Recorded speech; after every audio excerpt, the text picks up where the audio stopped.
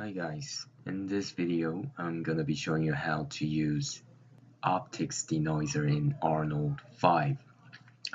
OptiX Denoiser is a new feature on Arnold 5, but there are still so many people who don't even know this thing exists. So here's a video on how to do it. First, I got this scene here with the fidget spinner on it.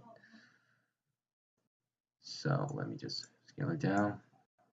And as you can see, I'm using a denoise, and this is the original one. And as you can see, there's been a lot of improvements in the final result. So this is really effective. Anyway, to enable it, you can go to render setting first, and there's an AOVs tab, and you should add RGBA. For default, you're gonna have this thing on the left side, but you can just select it and click on this arrow, and there we go. And now you can go to the attribute editor, and now you're gonna see the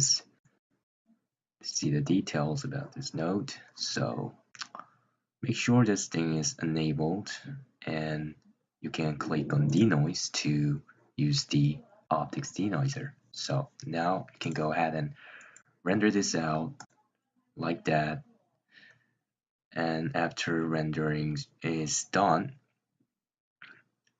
you can go ahead to the top left corner and select RGBA underscore denoise.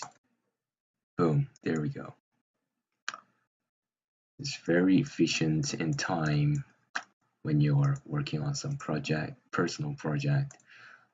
So you can save a lot of time rendering your project, especially with with multiple frames. So hope it was helpful for you, and thanks for watching.